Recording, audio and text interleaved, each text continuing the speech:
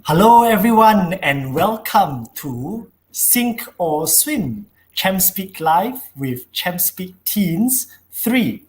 Tonight, we will be hearing from a bunch of teenagers who have prepared with us stories about livelihood during the pandemic. This is a live stream to YouTube, so if you're watching us on YouTube, you may ask any of our presenters any questions that you may have. They will be very happy to answer you. All right. Yes, everyone is ready backstage, and we are going to call upon our first team. And our first team will be Ben and Alfred. Okay, Ben and Alfred will be ready with their presentation of stories about livelihood during the pandemic.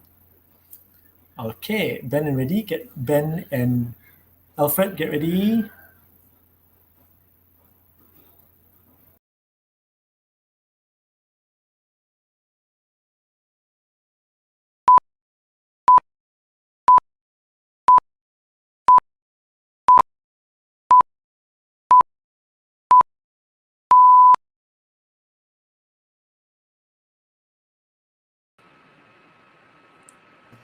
Hi, Alfred. Hi, Ben, Alfred. All right. Are you ready to go? You got any screens to share? Alfred, share first. Okay, you put the screen on first. Each of you will have a minimum of 5 minutes, a maximum of 10 minutes. Okay, so in total, you must at least present for 10 minutes, maximum 20 minutes. Right? Okay, Ben's slides coming in. Okay, Alfred. please do take your own time so you know how far you are. Right? I'll be showing you your time from backstage as well. Oh, Okay, sorry. enjoy yourself, Ben and Alfred. Any question? Alfred will share first. Alfred will share first. Wait, I can't Oh. share. You can't hear. I can't share. I don't know why. You can't share. You send the link to me. I will start first. Okay, all right. I'll leave it to the both of you. Good luck. Enjoy yourself. Bye. Okay. Good evening to the audience. My title of article today is "We Felt Uneasy." So this article is an inspirational story that tells us not to give up in the midst of pandemic or hard time. Okay, let's take a look about the article. This article is at Sabah, okay, which Mr. Wong helped a lot of families in the rural community of Bahala Island on their needs of their money, and they help. Okay, so the main character is a fisherman and his wife. The fisherman is 50 years old and he fished for his life. But during the pandemic, there's lockdown and he can't able to go to the work and he can't get that much fish even he goes to fishing. So it's about 20 to 30 fish if he goes to work, and that's able to feed them for 2 days only with the price they sell the fish. So they felt uneasy because they are struggling. The wife of the husband is a cook and cleaner at a kindergarten. She could not go to the work because of the lockdown also, and her salary come in late. Although the salary came in late, he doesn't feel disappointed or sad, but uh, he still feel happy as the salary still comes in. And they could not it was hard to get milk powder for their son because they don't have enough money. The son is 6 years old and they are thankful because the government give them assistance scheme income, so they should receive 1,600, but for now it's only 1,000 for them. The remainder hasn't come.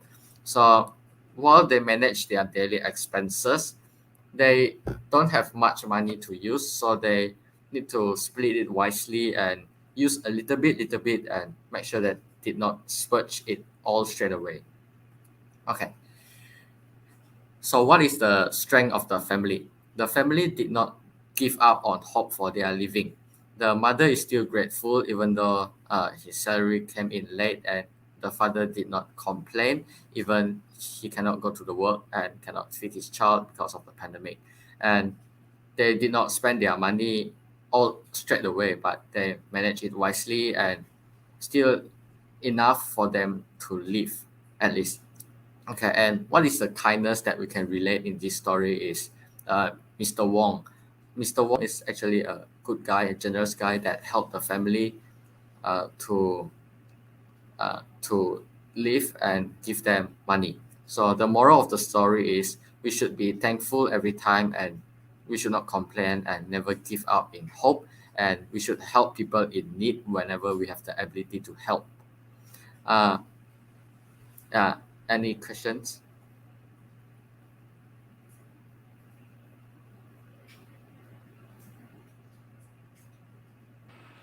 So I guess so I guess no audience no oh okay. So may I ask you a question? Yeah. Okay. Can you give an example of how do we do not give up in life? So we should learn from this family, which this family is actually very grateful, and even though they have a little income, but they didn't give up in life. In our when we are studying, working, or doing things, we should not give up easily, even we might not able to survive like that. Questions. Could you show us where the news story came from? Yeah, the news story is from. How should I say?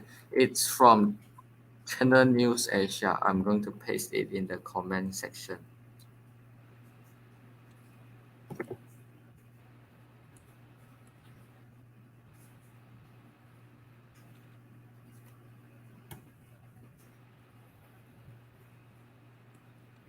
The news come from this article. Any other questions?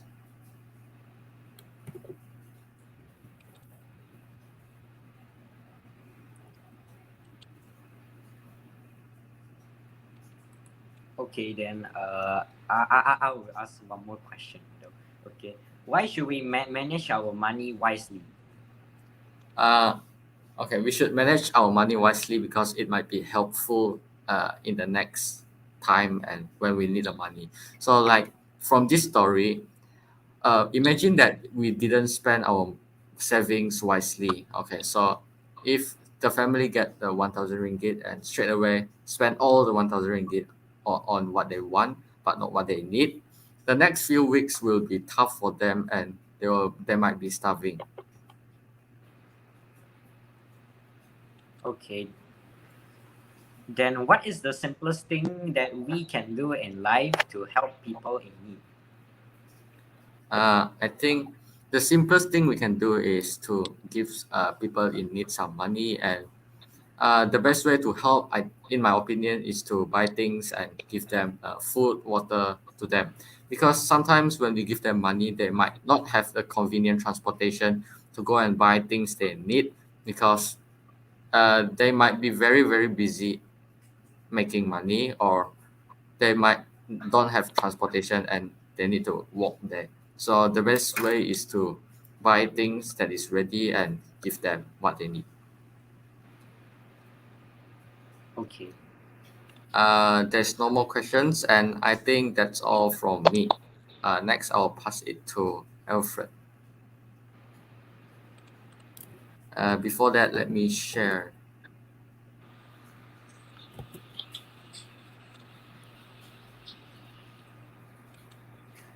Alfred, can you give me access of the Google Slides? Oh, okay. Wait, sorry about that.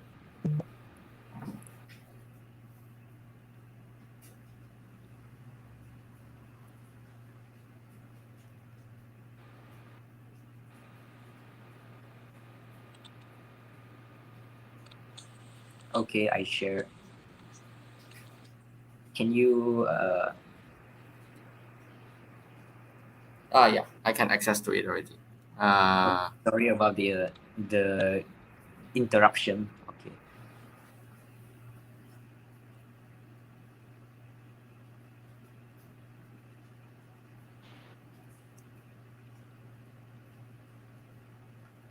Okay. Okay. I think it's in the shop. Okay, so hi everyone. My name is Alfred. So today I will be presenting about farmer donates 1,500 kg of vegetables to the needy families in Miri. Yeah, this is taken from the Borneo Post. Yeah, you can see the link at there. Yeah, and and this actually happens at Miri though. The farmer don't the farmer who has a hard life, yeah, donates like 1,500 kg, like millions of vegetables, pile up something like pile up like a mountain, yeah, and it is more than donated um, to more than 1,200 low-income families, which is also called needy families, uh, are benefited. Yeah, and their each family they receive 1 kg bags of vegetables. Yeah, so and and actually farm nowadays the pandemic is really hard for the farmers to sell vegetables to open market, because the pandemic is the market is closed, so they have a lot of leftover foods at there. So he said, these days there are a lot of leftover fresh vegetables in my farm. Instead of letting them go to waste, I figured that it is best to donate them to those in need. So this people is really positive thinking, and also it is kind hearted. It is because like 1,000. It is because like 1,200 families have been benefited, yeah, during the pandemic. Yeah, we don't know when they will die, or they will like no food. Yeah. Alfred, I want to ask you a question. How many people are benefited, do you think? Because it gives to 1,200 low-income families. Do you think it helped many people? Yeah, I think it will help many people, more than 5,000 people, I guess. I guess. Mm. So maybe if we don't help them, maybe they will die in like next few days. We don't know the future. So we so so he, as a farmer, help the needy families to, okay, help the needy families to eat food. Yeah, and the conclusion is that he is really he helped many people in life, and he is also strong to help even though their life is hard. Yeah. Any Uh, questions? I want to ask you a question since there's no question. Uh, what advice would you give to the people that wants to help people but don't know where to start? Oh, okay.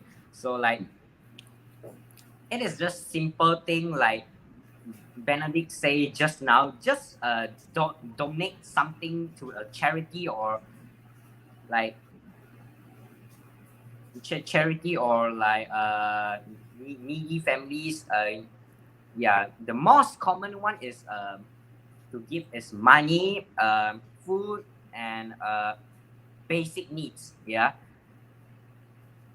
and like Benedict says, like transportation is really important also. Yeah, and the place to live for them, uh, live for them. Yeah. Yeah. That's all. Yeah. Okay. Do you have any more Be add-ons? yeah. Before we end this presentation, do you have any questions? Okay. 10, 9, 8, 7, 6, 5, 5, 4, 4, 3, 3, 2, 1. 1. Yeah, that's all from us. Thank you. That's all from us. Thank you. All right. Ben and Alfred, I have two questions for you. Okay. First one is the livelihood of the people. Is it the responsibility of people more, or is it the responsibility of governments more? Who should take the bulk of the responsibility? The people or the government? Livelihood, huh? I think both is responsible. Yeah, there are same amount of responsible between government and people. People and government, there are things that like people cannot do, but government can. But it is the feelings that, like, let's say you receive a present,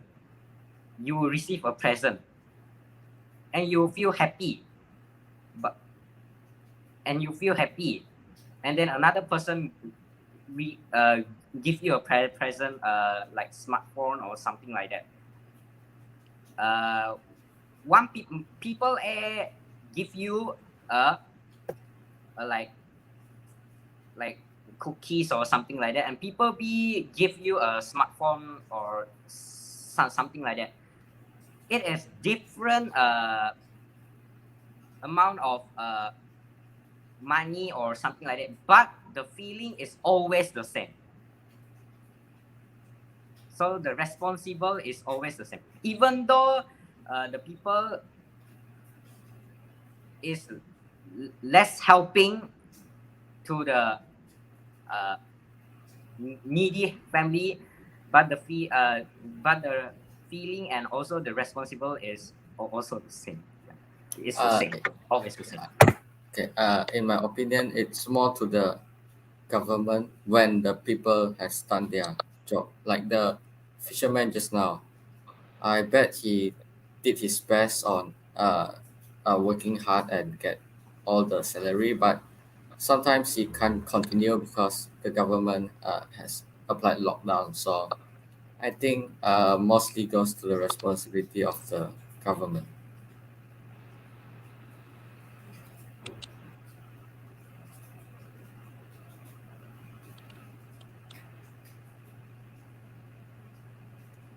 Wait. Okay. We wait for teacher first. Sorry for the interrupting. Teacher.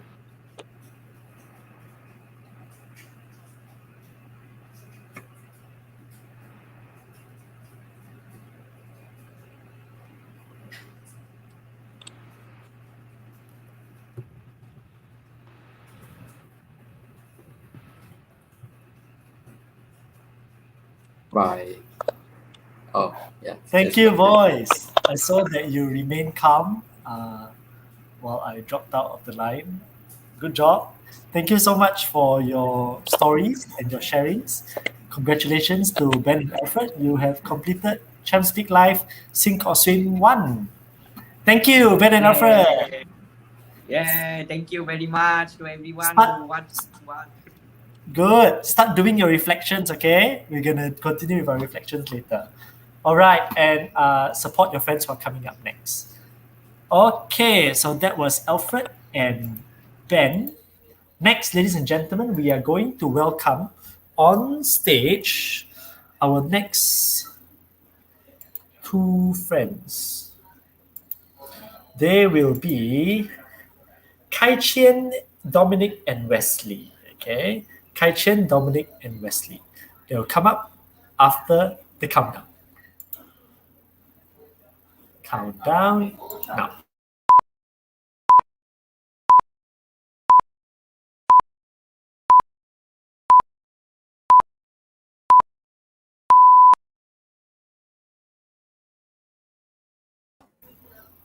Hello, Kai Qian, Dominic, and Wesley. Are you all ready? Yes. Hello. Yes. Okay. Anyone has any slides to share? I'm the first I one. guess everyone has like to share. Okay, can. So later on, if like for example, like in Ben's case, you have something else that you want to share, just feel free to start a new one because I'm looking from backstage. I will add in your screen when you need it. Okay, and you can also remind me, hey, teacher, put in my slide and I'll put it in. All right, and remember to get your own timers. We have 5 minutes minimum for each of you, 10 minutes maximum for each of you. All right, you may start now. Okay, so share screen.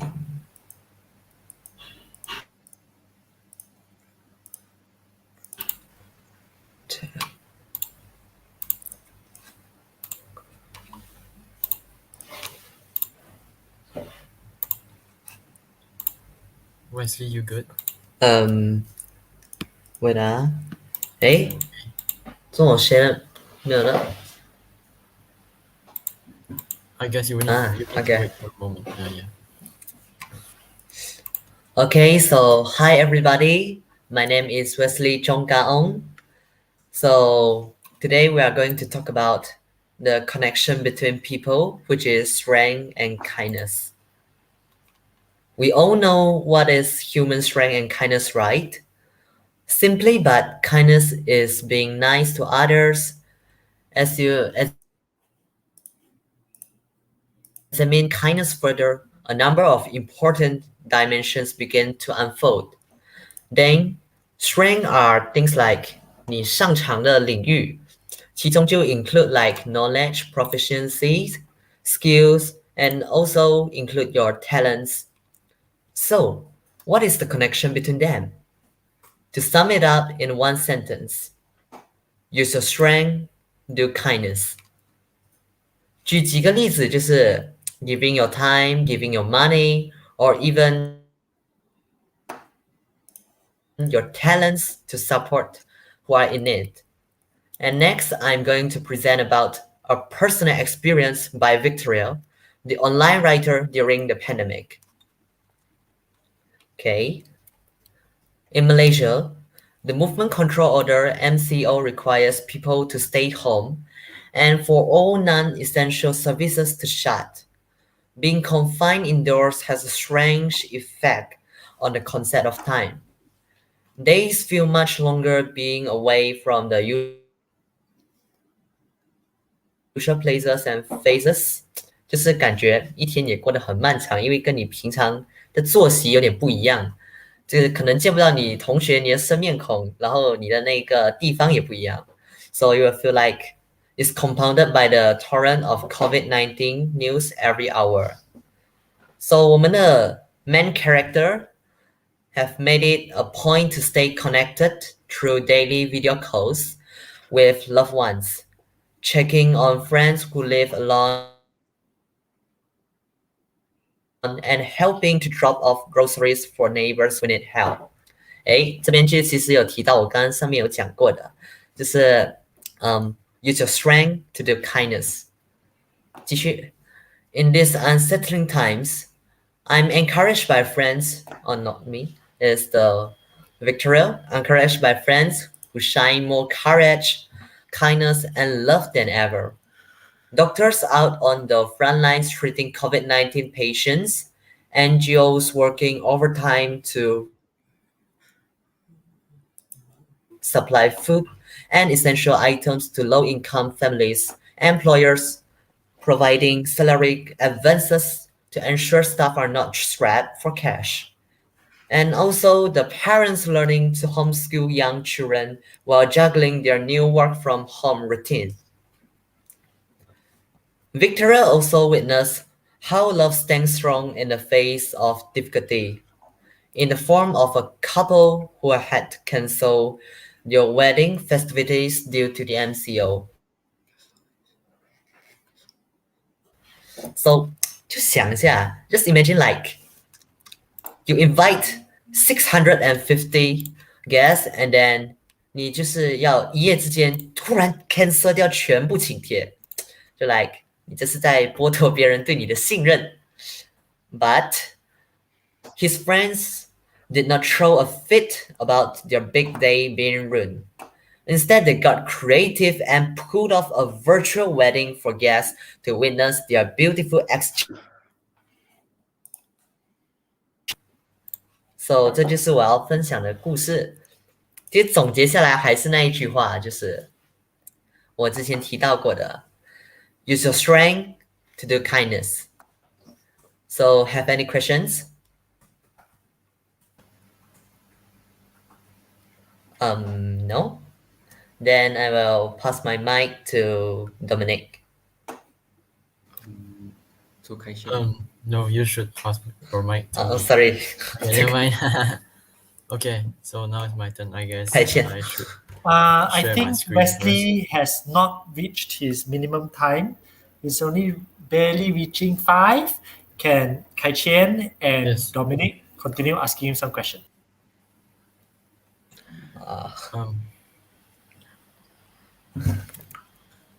Because maybe I will talk for a bit longer. So I guess I will cover Wesley's minimum time. Okay. Yeah, no problem. I will share my screen first. Just a second.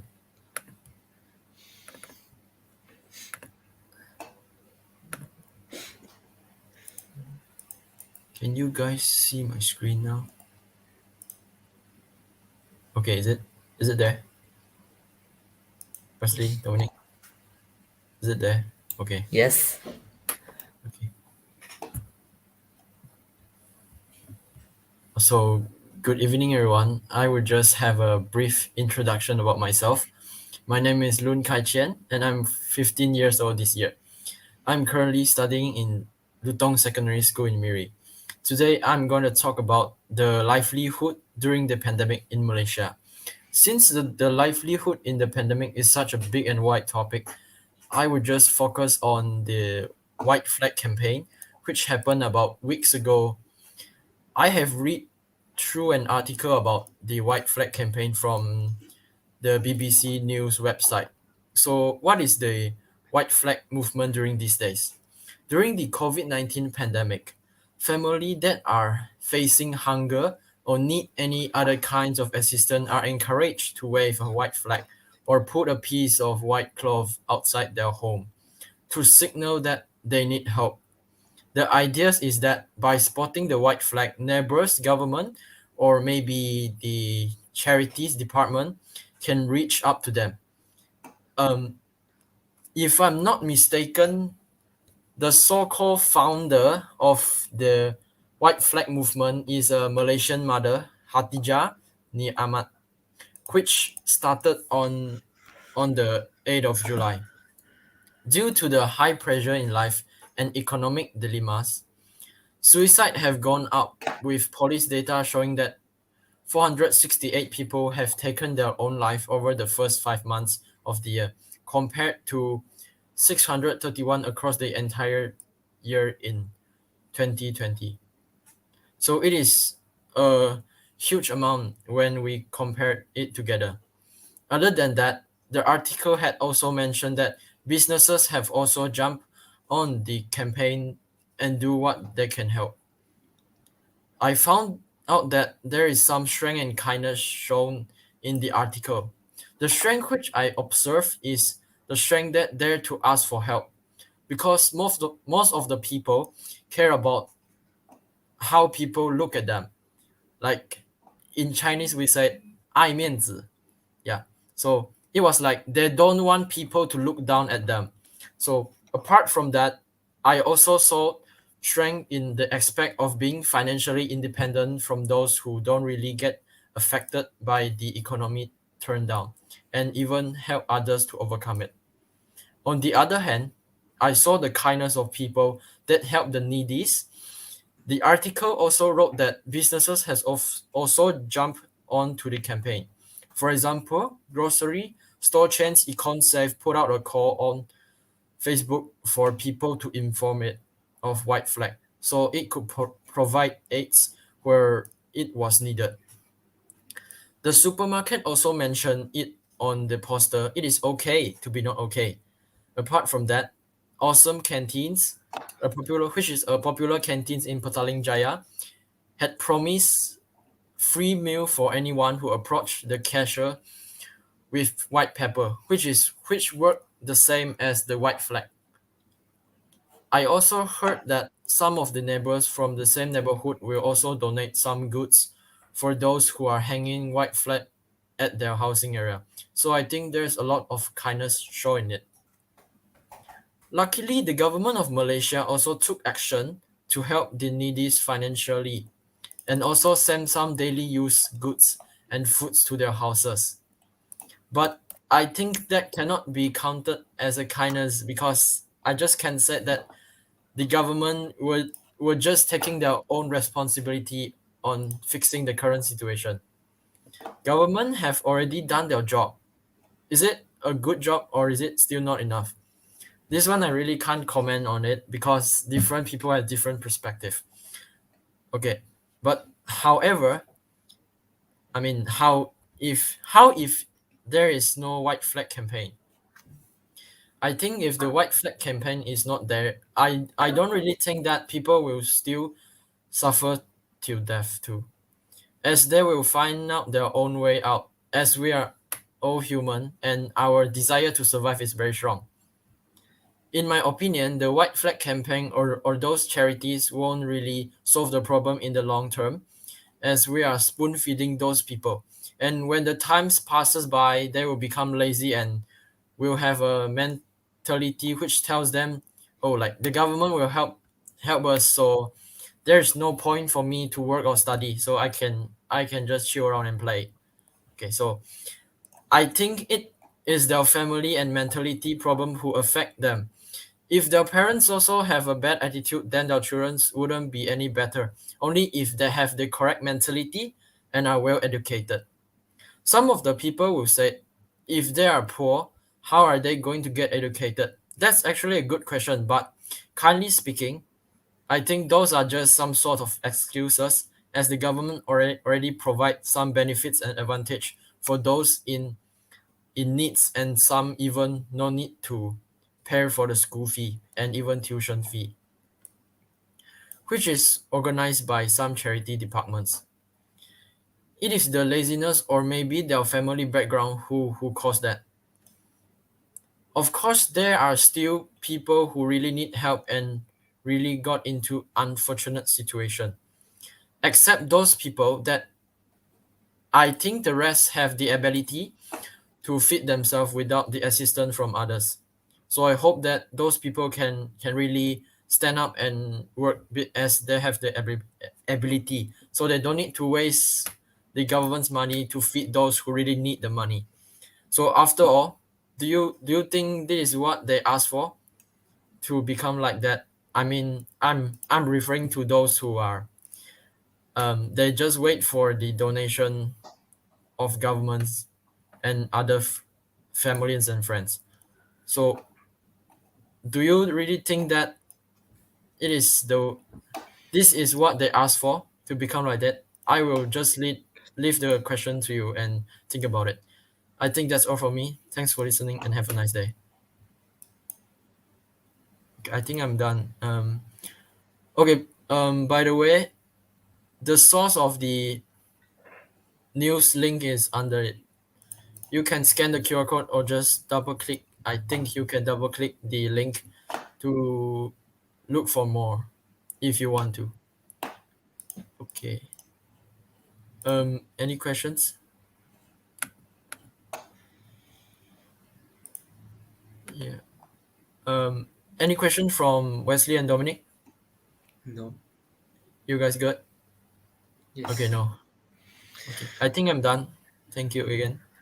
Last but not least, we will have Dominic to share his point of view. Okay, so let me share screen.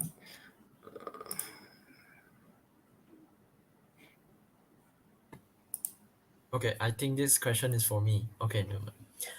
What will you do if you saw a white flag? I think I will observe how their family situation first.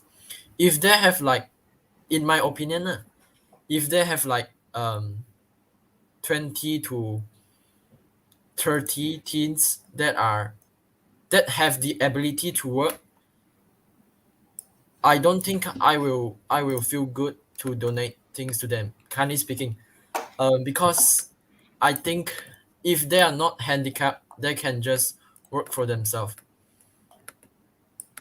But if I ask them whether they need help, if they really need it, then I will just give.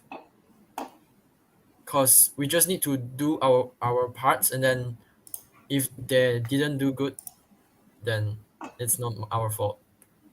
Yeah. Anything you guys want to add on? Okay, so I'm gonna start with my. Okay.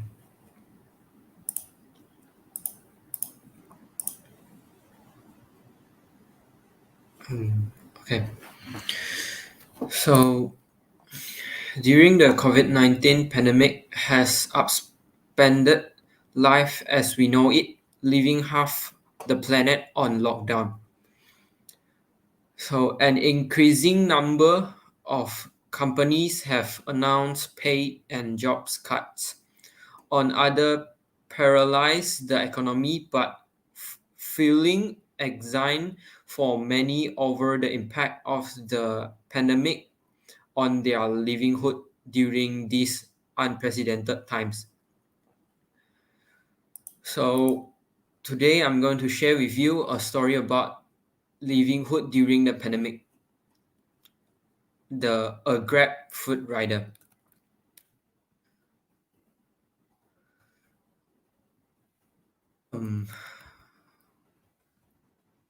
So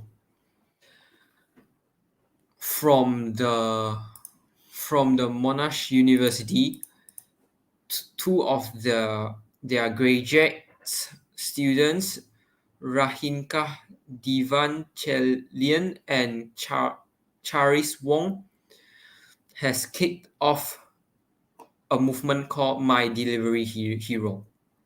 It's a movement about Malaysian to support delivery riders and locate food and beverage business during the global health crisis. So through the movement, Malaysian can purchase meals for food delivery riders by choosing a food delivery service on their respective app along with the halal restaurant before selecting a meal of their choice and setting a restaurant location as the delivery address. They can then add a thank you note informing the riders that the meal is for him or her. With the riders tirelessly delivering food to customer during the movement control order (MCO) at the expense of their own health, Rahinka and Charis felt a palpable need to help these frontliners in the country and create the movement after seeing similar initiatives taking place abroad. So this is a story about a grapefruit rider that they saw in the grapefruit rider's daughter Instagram. So when the MCO began, he was nervous and worried about risks associated in contracting COVID-19 as a rider, while his age also placed him in a high-risk group. But as the breadwinner of the family, he had little option but to continue working. So he is a delivery rider, and one day someone ordered a meal for him, and he was really happy and touched by the one who sent him the meal. So it meant that he was collecting a delivery fee but also have a free meal for that day. His daughter shared this story in her Instagram, and that was something that inspired another friends to her and many others who saw the Instagram post and story to do the same. So after this happened, some of the restaurants have also stepped up buying drinks or meals for the delivery heroes. At the core of the kindness movement is the underlying message that it doesn't take much to make someone's days, and that small act of kindness can keep this delivery hero going. So riders work come rain or shine to ensure customers enjoy their meal during the period when no one can make non-essential trips out of their house. So their work can involve climbing or flight of stair to deliver food to customer in high-rise buildings. While with the MCO in place, they also have a shorter period to earn income, with delivery restricted between 8 a.m. to 8 p.m. So there is a sense of empathy and community of the public to reflect on what a bigger picture is, and how helping delivery rider also helps locate providers in additional of the economy in a small way. So from this story, the kindness is that people who order meals for the riders, for the delivery heroes, that help them on just a lunch that can make their day. So for the strength that from this story, the delivery rider is the breadwinner of the house during the COVID-19. He continued his work going out to deliver food. So as we know that a little act can also make act that made by someone, and it can also affect that others will do the same. So as the story said, that some of the restaurant also step out and more people are giving meals and drinks for the delivery hero. So that I'm going to say that kindness is a catalyst for change, and that's for all for me. Do you guys have any question? Kai Chen or Wesley? No, we're good. If really don't have a question, will you do the same as like them? Yes. Okay. I'll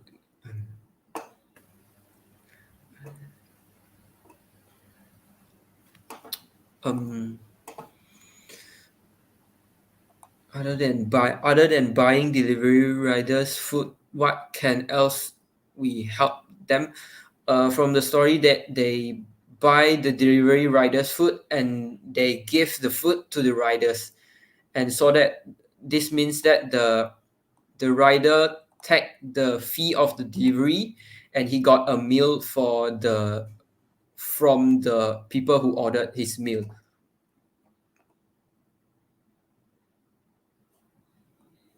I wanna be kind, but no money to buy them a whole meal.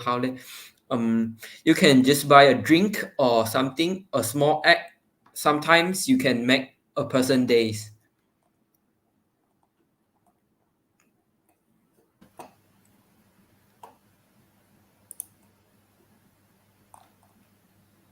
Yeah, I guess if you have no money to buy them a whole meal, maybe when they are when they get stuck in the traffic, you don't scold them.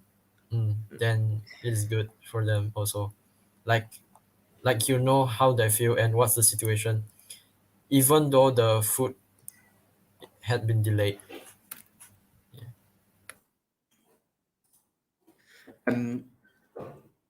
And this so we can help the delivery riders from the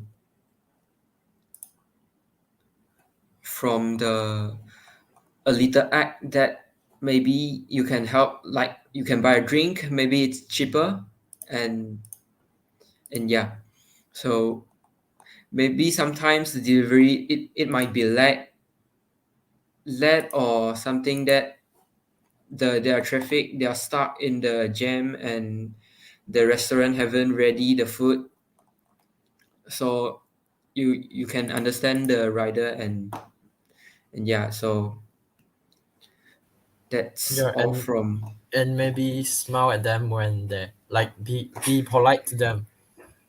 Yeah, don't look down at them. And even respect them. Okay.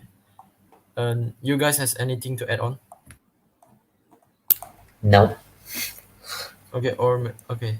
I think we are all done. Okay. that's all from us. That's all from us. Thank you. Thank you. Thank you, boys. Boys, before we let you off, one sentence to close up from each of you. One sentence, one sentence, one sentence. What would you say? A sentence for people who are listening. Some people will be unaffected by the pandemic. Some people will be very affected. Okay, and some people might not be able to even watch us on YouTube. What is your message to them? One sentence. 还是那句老话，use your strength to do kindness. For me is I think we should do our best, and then we just do our best. Like you don't need to care about people. What are they doing? Just do your best to help. If from me, I think that kindness is a catalyst of change. Thank you, Dominic. Thank you, Wesley. Thank you, Kai Chen. Ladies and gentlemen, that was Dominic, Kai Chen, and Wesley with their stories about livelihood during the pandemic. Let us give them a round of applause. All right. All right. Thank you, Wesley, Kai Chen, Dominic. I will remove you. Goodbye. Okay, bye. Bye. Start the reflections, okay? Next, ladies and gentlemen, we will hear from the next team. And the next team is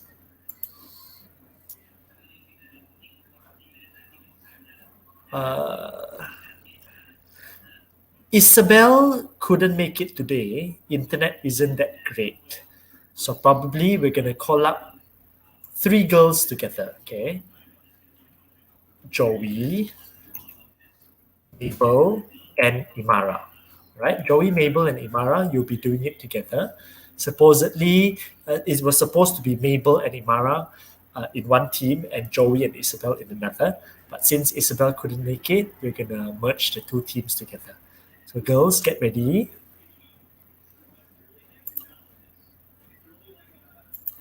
Ladies and gentlemen, we're going to welcome Joey, Mabel, and Imara to tell us stories about livelihood during the pandemic right after this 10-second countdown.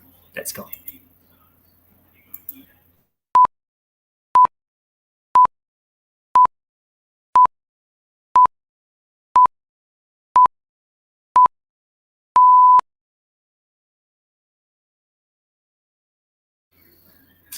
Hello, Joey. Imara and Mabel, are you ready? Each of you will have a minimum of 5 minutes and a maximum of 10 minutes. Do help your friends continue with their presentations by asking them questions. All right? Shall I leave you alone? Have you got any slides to share? I don't have one. No, huh? Do you Oh, guys okay. have Huh? one? If you have got any screens to share, just pop it over and then I will add it into the stream, okay? If there's anything that I missed out, please let me know. I will come to it as soon as I can. All right? Good luck. Enjoy yourself. Bye-bye.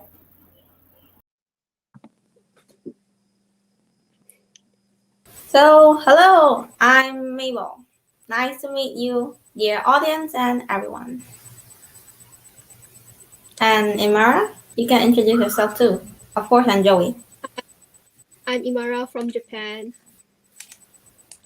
She's Hi, I'm Joey. Okay. So, Imara can start with your slide. I don't have slides. So Yes, of course. You can share with us the stories and news you want to share. okay. So hello. Today I'm going to share about a girl in Japan who lives with her father and younger brother.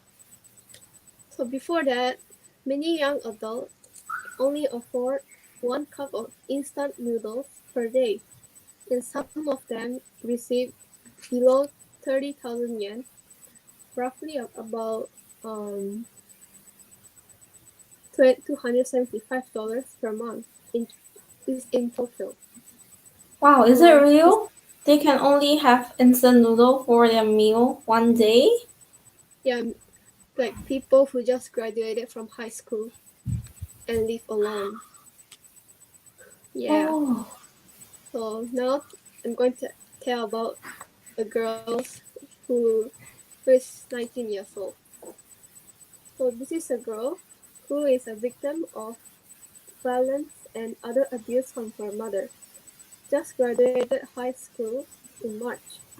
She lives with her father and younger brother, but her father never pays for her expenses for food or daily living.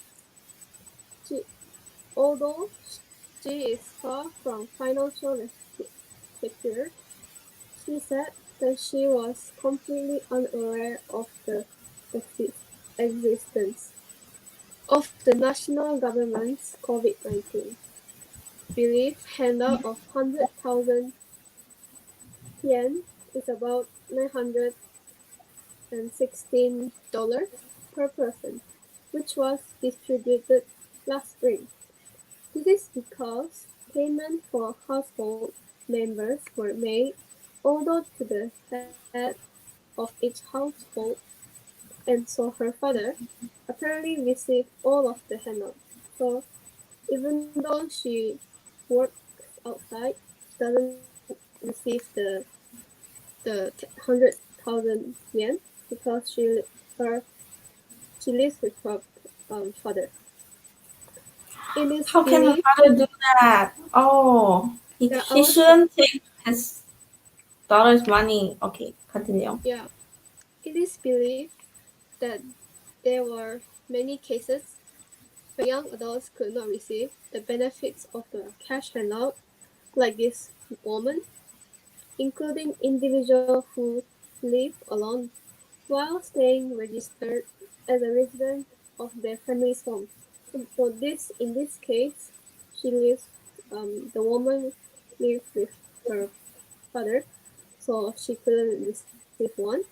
But in the other case, some other people couldn't receive because their resident is in their family's house, not where they live. That is end from my story. Do you have any question? About the resident isn't. Can you repeat the resident part? That it's not in their house. Yeah. Oh, resident. The other case was she that person lived alone in, but the resident is in their family's house. So this money given to the head, given to the head of each household. That means they are not the head of household, so they can't receive any. Oh. Yeah. So that's actually a point that needs awareness because it's only given to the head of the household. So example, if I'm just saying an example. For example, your mom or your dad is bad to you and they don't want to give the money that's yours to you and they keep it to themselves, which you can ask for help. Even though you ask for help, people donate money for you, your father was or mother will still be the one receiving it instead of you. Yeah, that's true. Okay.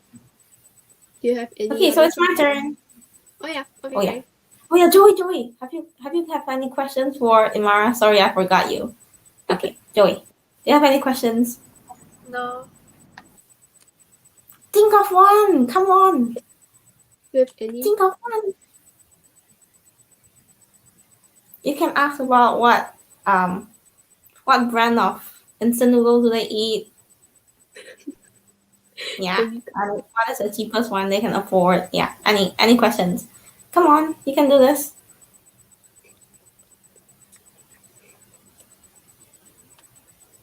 Or maybe she can ask in your cart. Oh yeah, that's a great idea. Okay. So now I'll be sharing my screen. Okay. So share screen.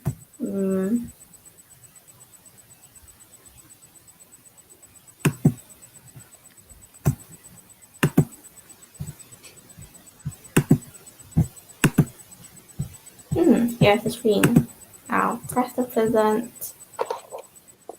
Okay, let's read.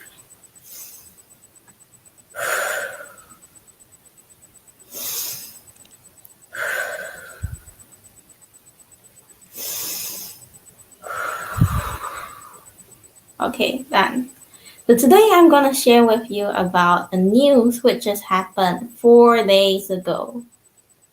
And the topic of it is 6 orphans after parents die of COVID-19 an hour apart, which actually 6 siblings became orphans after their parents died of COVID-19 in an hour and a half. Yeah, and I'm gonna share with you about the story. Wait, yeah. So at Patalanjaya, after losing their mother to COVID-19, 6 siblings were shocked by their father's death an hour and a half later. Yeah, and the couple, which is also the victim of this virus, Minna Mamin, 69 years old, and Mahmoud Omar Muhammad, 71 years old, died at 1:40 a.m. and 3 a.m. due to infection with the COVID-19 virus. And their daughter, Zuraida Mahmoud, 32 years old, said, according to her, her mother was sent to the hospital 2 weeks ago after a frequent fever, and at that time, she only bought her medicine bought from a pharmacy before finding out that her fever was not bad, which means they only buy her normal medicines from pharmacy without bringing her to check. Yeah, and 2 days later, the mother was taken to the clinic and tested positive for COVID-19. Yeah, she got into hospital after not taking normal medicines. I mean, she got into hospital after taking normal medicines and was tested positive COVID-19 after 2 days. Yeah, while the father at home also showed the same symptoms before being taken to the hospital in Kota Baru. Ooh. And she also said during the treatment at the 2 separate hospitals, she and her 5 siblings never had the opportunity to talk on the phone with her mother. And further, because the call was not picked up, and sometimes the couple was reported to be very tired. Wow. Why can't they talk to the phone? I mean, you're not meeting face to face, you're not staying right beside the patient, but just talking on the phone won't spread the virus, right? Unless it's a phone virus or whatever. But it's COVID-19, it's human virus, not phone virus. Okay, never mind. Let's go on. Okay, chill. They got a human virus, and she also said that all the developments of his parents were known through the hospital staff who also sent photos. Okay, photos. 2 days after being admitted to the hospital, the nurse sent a picture of the mother without wearing a respirator. And we thought her condition was improving and causing relief. What? A patient without wearing a respirator in the hospital and tested positive COVID-19. I never heard of it. Yeah, same. I never heard of it too. Why is a patient tested COVID-19 positive, not wearing respirator in the hospital? I mean, all the patients are there, isn't it? Oh yeah, she got COVID-19. But that's just weird. Yeah. Maybe there's not enough the breath, the oxygen. Oh wait, they have another part here. They have the second page. However, she later understood that at that time, the mother threw away the device for a while. Oh, probably due to discomfort or wanting to eat, because the mother had told us that she wanted to eat lemons and lychee water. Oh, okay. So her mother took it off by herself. But it's better to not take it off because, yeah, COVID-19 infects your lungs and, of course, your other parts, but probably your lungs. So please don't take it off if you're wearing it now, okay? Yeah. And back to it. Oh, she also said, although the 6 siblings calmed down with the departure, but deep in the corner of her heart, they felt very sorry. Yeah, same. Yeah, they can't imagine how would 3 siblings who live outside Kelantan feel because they can't get to see and also speak to their parents before they leave them. Yeah. Okay, this is a sad story. Any questions? Oh, can I ask one? So, Yeah. did the 6 siblings get to accompany their parents before they swallow their last breath? Unfortunately, no. They can't get to talk to them before they leave them. As I said, yeah. So they're actually regretting it without staying more time before their parents get sent to the hospital. Yeah. So the parents and their parents died just an hour apart, right? Yeah. So when their mother died at 1:40 a.m. and their dad died at 3 a.m. So when is the couple buried? Like on that day or the next day? What? The couple is actually buried. Wait. The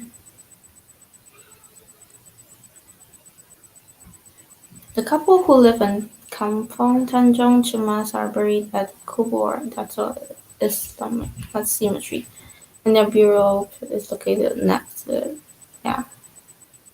Their mother was buried at 10 a.m. while her husband at 3:30 p.m. and the funeral process was carried out by members of the Special Dangerous Chemicals Team, HAZMAT, Tumpa District Health Office staff, and some of their relatives. Yeah, some of their relatives wearing personal protective suits, and the funeral process was supervised by the head of Pangkalan Kubor Fire and Rescue Station, Assistant Fire Superintendent Raja Arisan Sani Raja Sumal. Yeah, and that's it. Can I ask another question? Yeah, sure. Um, how old were the 6 siblings? I think they're all adults now. Are they? Yeah, they probably because they are actually taking care of their feelings. They only um reported that their daughter, which is 33 years old. Oh, Yeah, Zuraida Mahamud is 33 years old. Probably because their siblings are not in Kelantan, they can interview them, and yeah, but because they're younger. okay. Maybe I would like Joey to ask some question or your opinion. If your family get COVID, what would you do? Well, my family get COVID. I will be very sad. Maybe I would be so Imara would be very sad. For me, I would I don't know what to do. It's like blank because it's COVID and they don't really have a cure for it, but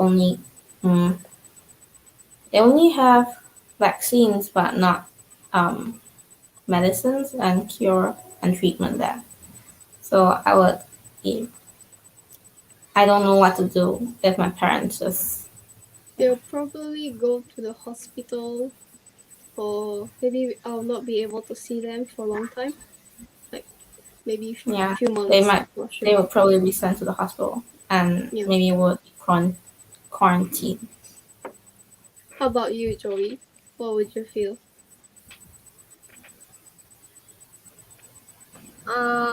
I'll feel very sad, and I don't know what to do too. Yeah. I believe most people don't know what to do. No more questions for Mego? No more questions? Any questions? We can go to Joey. I pass our mic to Joey. Yes, so you can continue now. Do you have screen to share? Yes, but I don't know how to share it. Send the link to the comment part. Joey, if you see the share button, can you see the screen with a plus sign? Click it, and then it will ask you whether you want to share your screen. You can share your screen there. Can you try?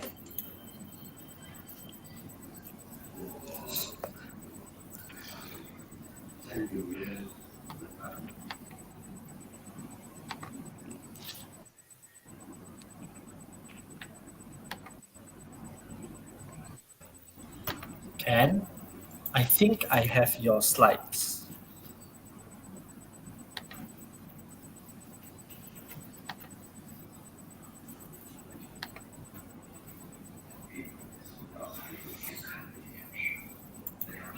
I've got it, Joey. I will share for you, okay?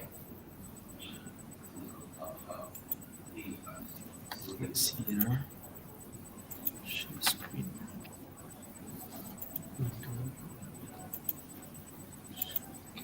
Share.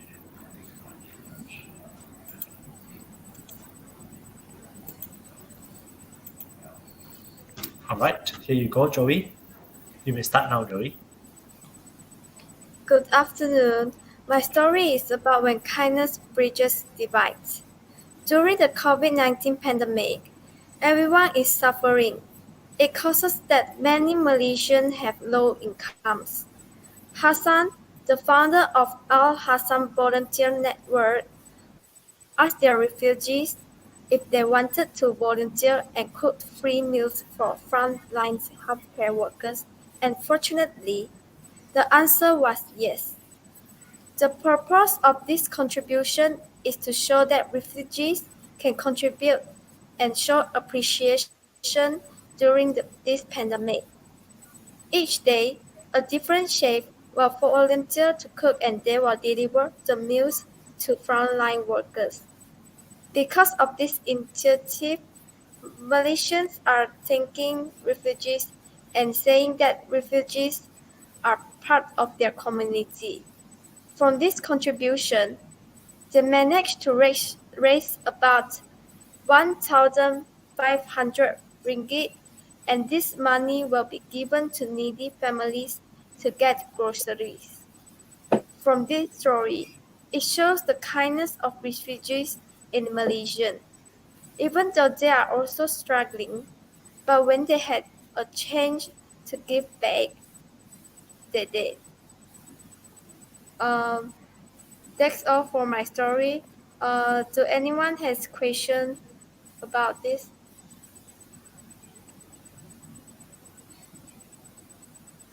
Yes, about yours.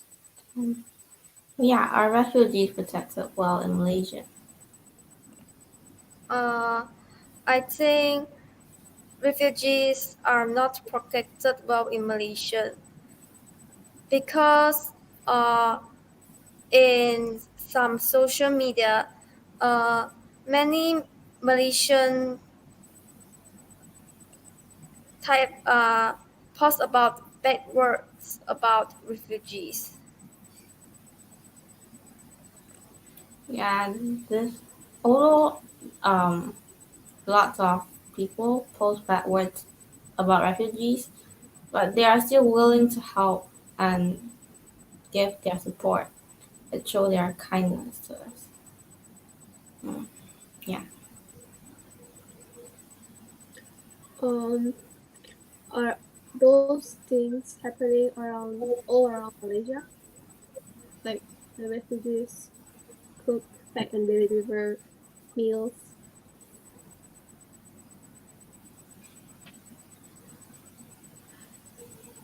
Pardon? Are those things happening all around Malaysia? Well, I believe it's yes, because you see, there's lots of activities, including white flag activities and all those government subsidies. They are actually helping people around Malaysia, and there's also international authorities helping people from around the world. Yeah.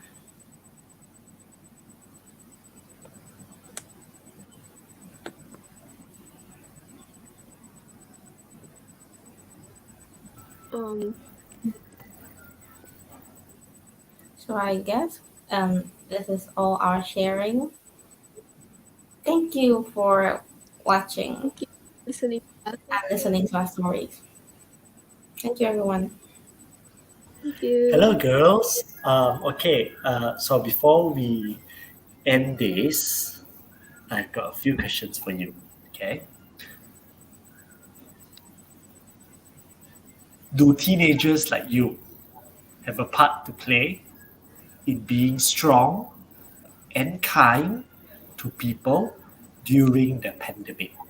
What can you do to be strong and kind to people during the pandemic as students?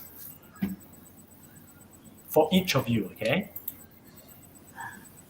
So we can be kind and strong.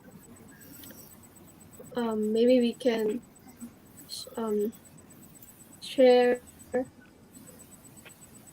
the supplies to charity, and we can also try to not to go out if we don't need to.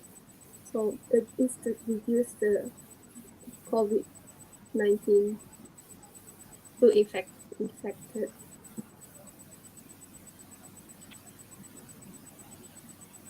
Well, to be kind and also help people. For teens like us, I believe it's hard for you to actually send supplies to people who need and also do all those things. But the easiest way, I know all of you have done this, share a Facebook post. When you see news about people who need help and other things, you can just share it. Of course, every teen knows how to share a Facebook post, right? You're very good at this. Every time when I look at my Facebook, there will be posts of my friends or my classmates sharing games, PUBG, Mobile Legends, whatever. So now you can just share the post about people who need help. You might not be able to give them support, economical support. You might not be able to give them food. You might not be able to give them anything, but you can just support them in this way. Let more people see it. Let more people help them. Thank you. As for me, I will donate some food or supplies to the frontliners or the needy, and I will donate some pocket money to them.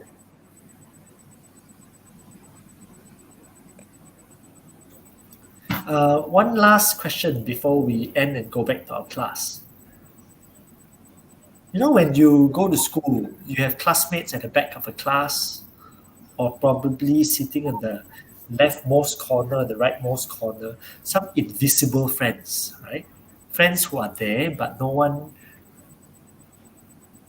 who isn't anyone's best friend, right? So they're just there. And do you think they're in contact with any friend during the pandemic when you're not going to school? Is anyone in contact with them? Do you have any friends at that you can think of and reflect on? Have you done your part to keep in touch or make sure they're all right? Well, actually, if you're saying there's invisible classmates and friends, at the start of the pandemic, it's actually me who keeps playing games and not, chatting with my friends. But there comes a friend of mine since primary school. Although she had other friends, but I don't know what. We just clicked together, and she's the first one who talked to me. And then we became good friends. We chat almost every day, even if we're having our lessons. Shh. Yeah, we just chat about. Okay, yeah. So, you can actually be friends with the other invisible classmate or friend of yours if you want to. Yeah. So they won't be lonely. No one will be lonely For me, if all the lonely ones be friends together. I have holidays now, so I'm not really sure their friends, but I contact my friends sometimes and tell about our favorite things and check the homeworks. I think not everyone, but most of people have not best friend, but just have a friend to talk to someone. I think they need someone to help.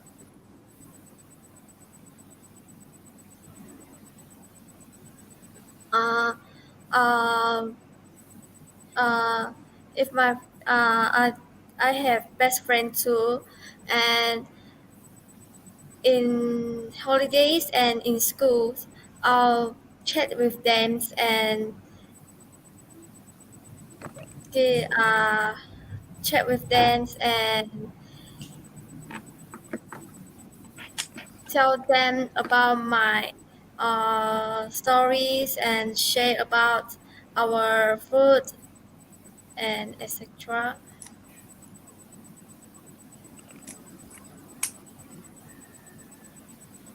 No, I don't chat during lessons. I mean, ChampSpeak lessons. No, I only chat during school lessons. Okay. No, okay, just keep that comment down. Please ignore it. I don't want my teacher to see it though. But you still text in the school class.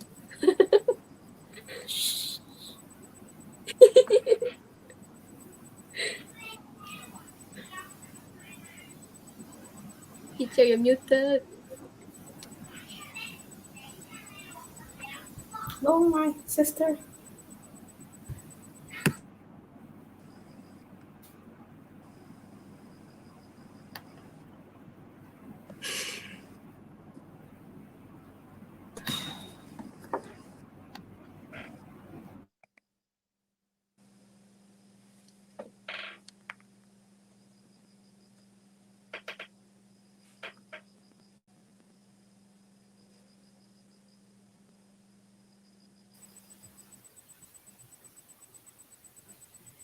Teacher, you're muted. Yeah, teacher, we can't read your lip.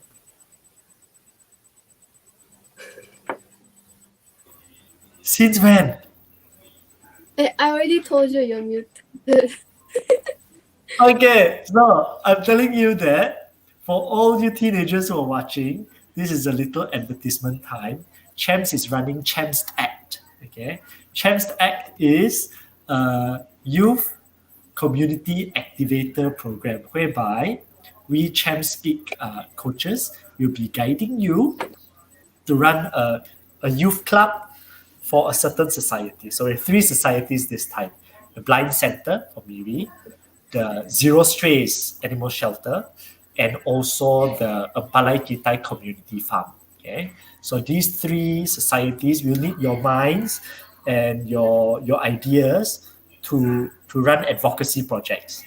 So to help the community real time, okay, for real, using your ideas and your context. So do drop by into the Facebook page and Instagram page of Champs. You will see there the person in charge, the student in charge. Contact them to get into the community and then build your own club there. All right. So for the rest of us on ChampSpeak Teens 3, let us go back to our Google Meet. We will be looking through your reflections. We're running a bit late. Our class usually ends at 8:30. It is now 9:30 for Imara in Japan. We better wrap up quick. Okay? Go back there. Let's do your reflections. And then that's it for today. Right? Thank you very much, Joey, Imara, and Mabel, for sharing with us your stories. Thank you. Thank you. I'll see you in Google Meet.